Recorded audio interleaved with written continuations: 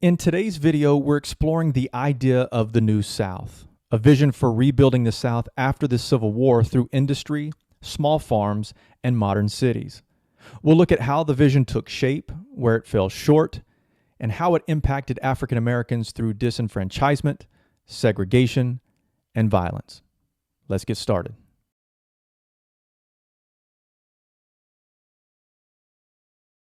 After the Civil War, the South lay in ruins, economically devastated, politically humbled, and socially fractured. Many in the region faced a harsh question: what comes next? Some leaders had an answer. They envisioned something new, a region reborn. They called it the New South. Leading this vision was Henry W. Grady, editor of the Atlanta Constitution.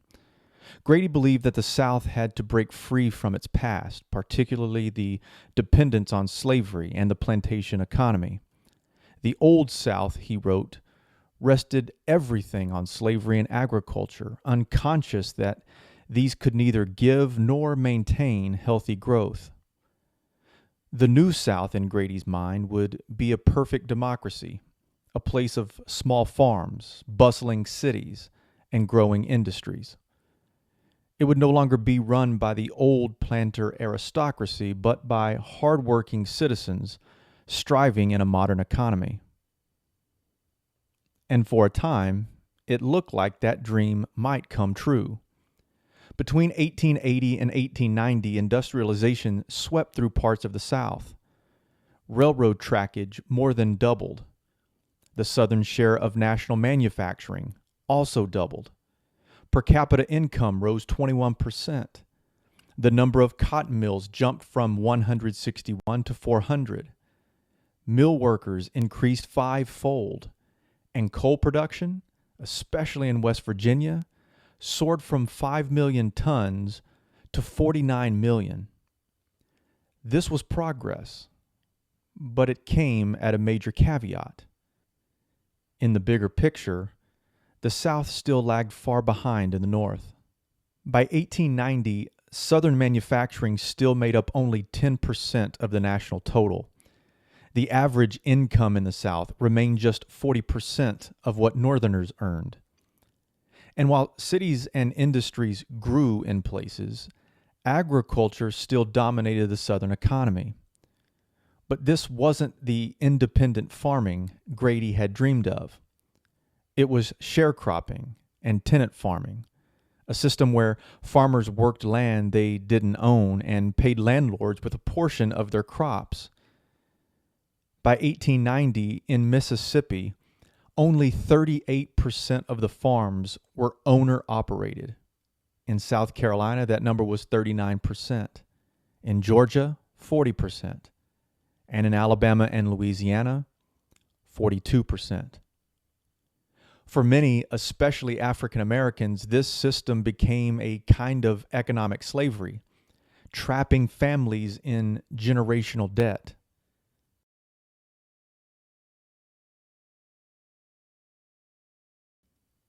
Even more troubling were the social and political setbacks that followed. After Reconstruction, Southern states moved quickly to disenfranchise African Americans and, in many cases, poor whites as well. Mississippi led the charge. In 1890, it rewrote its constitution to limit voting rights. This became known as the Mississippi Plan, and it set a model for other Southern states to follow. The Mississippi Plan included a residency requirement of 2 years in the state and 1 year in a voting district, which was difficult for tenant farmers who had to move often. It also disqualified potential voters for certain crimes, often selectively enforced. It called for a poll tax, requiring all taxes to be paid before you could vote. And lastly, there was a literacy test, requiring voters to read the state constitution, which was also administered subjectively. Louisiana took it a step further in 1898 with the infamous grandfather clause. Even if you were illiterate, under the grandfather clause, you could vote if your father or grandfather had been eligible to vote before January 1st of 1867, a time when African Americans were not allowed to vote at all. Other states, Georgia, Alabama, Virginia, North Carolina, and Oklahoma, quickly followed suit. And the results were staggering. In Louisiana, black voter registration plummeted from 130,000 in 1896 to just 5,320 by 1900. With political power stripped away, segregation soon followed. From 1875 to 1883, the Federal Civil Rights Act banned segregation in public places. But in 1883, the Supreme Court struck it down, ruling that the 14th Amendment only applied to government discrimination, not private businesses or individuals. Then came Plessy versus Ferguson in 1896. The court upheld segregation under the principle of separate but equal. But in reality, facilities and services for black Americans were rarely, if ever, equal. Segregation became law in schools, restaurants, transportation, hotels, hospitals, parks, and jobs. It shaped every corner of daily life in the South. And behind the laws loomed violence. In 1892, South Carolina Senator Benjamin Tillman infamously said that African Americans must remain subordinate or be exterminated. It wasn't just rhetoric. Lynchings, beatings, and terror became tools to enforce Jim Crow laws. Law enforcement often turned a blind eye or sadly participated. Between 1890 and 1899, lynchings in the United States averaged 188 per year, and 82% of those occurred in the South. The following decade did see a decline in overall numbers, but not in Southern brutality. From 1900 to 1909, lynchings averaged 93 per year, and 92% took place in the South. These were not random crimes. They were often public spectacles, premeditated and sometimes even advertised in advance, meant to terrorize black communities and enforce Jim Crow laws. This atmosphere of racial hostility didn't stop at violence. Sadly, it made its way into American culture too. Popular entertainment of the time reflected and reinforced these racist attitudes. Minstrel shows, which were comic stage performances that used blackface to portray black Americans as foolish, lazy, and immoral, were hugely popular both in the North and in the South. These shows gave rise to deeply harmful stereotypes that would shape American views for generations to come, and their influence didn't end with the stage. In 1915, filmmaker D.W. Griffith released The Birth of a Nation, a silent film that presented the Ku Klux Klan as heroic saviors and portrayed black Americans as dangerous and incapable of self-rule. The film was a national sensation. It was even screened at the White House by President Woodrow Wilson, who reportedly called it like writing history with lightning.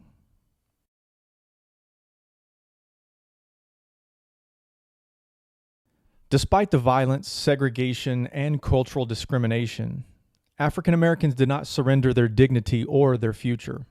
Instead, many turned inward, building their own communities, economies, and systems of support. Cut off from the white-dominated world, black Southerners after the 1890s created their own space. A white traveler in Mississippi in 1910 noted how nearly every black person he met seemed to have two distinct social selves, one reserved for white society and another shared only among fellow black Americans.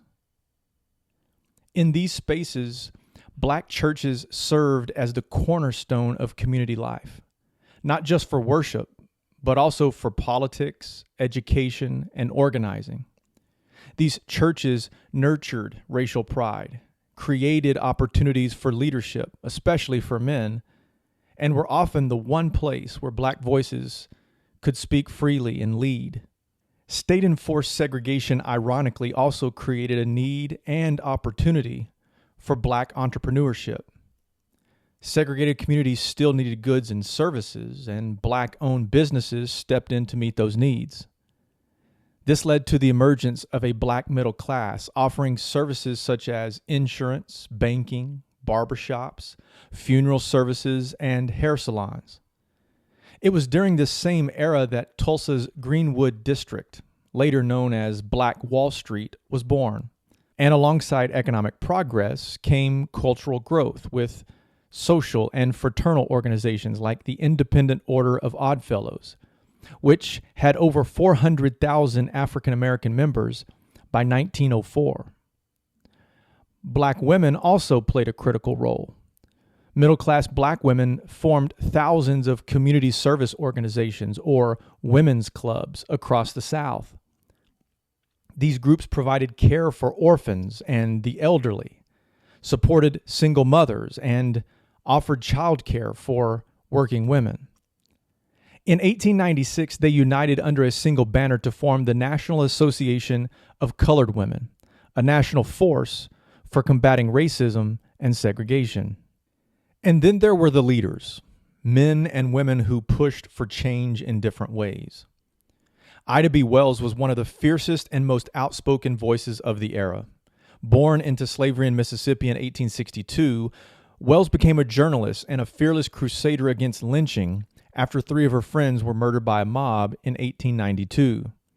She published hard-hitting exposés, took her message to Europe, and spent years urging Congress to pass anti-lynching laws, efforts that heartbreakingly were ignored.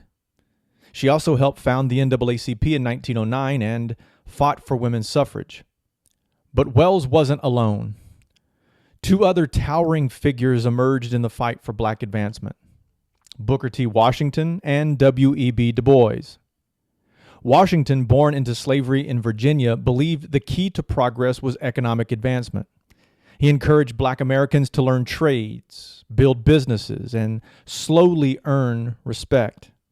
In his famous 1895 Atlanta Exposition speech, Washington advised his people to cast down your bucket where you are, meaning focus on building a strong foundation through practical work and cooperation.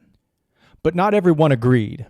W.E.B. Du Bois, a Massachusetts native and the first black American to earn a Ph.D. from Harvard, rejected what he called the Atlanta Compromise.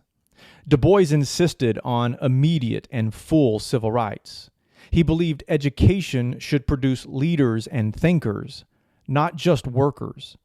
And he pushed for direct political action to end segregation and disenfranchisement. This disagreement, Washington's gradualism versus Du Bois's militancy, would have ripple effects for decades to come in the civil rights movement. The New South was supposed to be a land of opportunity, progress, and democracy. But for millions, it became a land of broken promises. Industrial growth came, but inequality remained. Democracy was promised, but justice and freedom were still denied. And yet, despite it all, people endured. They farmed, they worked, they built families and communities, and they laid the groundwork for the long, hard battles for civil rights that would come in the next century. That's all the time we have for today. Thanks for joining me. We'll see you next time.